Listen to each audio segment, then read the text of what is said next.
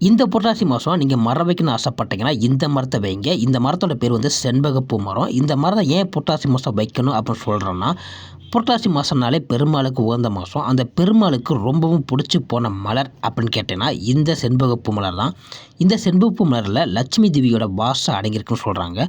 உங்கள் வீட்டுக்கு பக்கத்துலேயோ இல்லை வீட்டு முன்னாடியோ இந்த மரத்தை நீங்கள் வச்சிங்கன்னா உங்கள் வீட்டில் செல்வம் பெருகும் அப்படிங்கிறது ஒரு ஐதீகம். இந்த மரத்தோட இயற்கை பலன்கள் என்னென்னு கேட்டிங்கன்னா, பறவைகளுக்கும் தேனீக்களுக்கும் ரொம்பவும் பயனுள்ளதாக இருக்குது.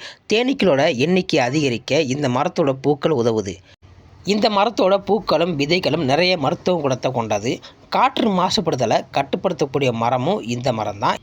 மண்ணோட ஆரோக்கியத்தை மேம்படுத்தக்கூடிய மரங்களில் முக்கியமான மரம் செண்பகப்பூ மரம். இந்த மரத்தோட இலைகளும் பூக்களும் உதிர்ந்து மண்ணில் மக்கும்போது அந்த மண்ணோட ஆரோக்கியம் அதிகரிக்கும்னு சொல்கிறாங்க. இந்த மரம் அதிகமாக ஈரப்பதத்தை தனக்குள்ளே உருவாக்கி மண்ணரிப்பையும் தடுக்குது. எங்களை மாதிரி இந்த மரத்தை நீங்கள் நட்டு பயனுடன் ஆசைப்பட்டீங்கன்னா இந்த வீடியோவுக்கு லைக் பண்ணுங்கள், ஷேர் பண்ணுங்கள், கமெண்ட் பண்ணுங்கள், மறந்துடாமல் சப்ஸ்கிரைப் பண்ணிடுங்க.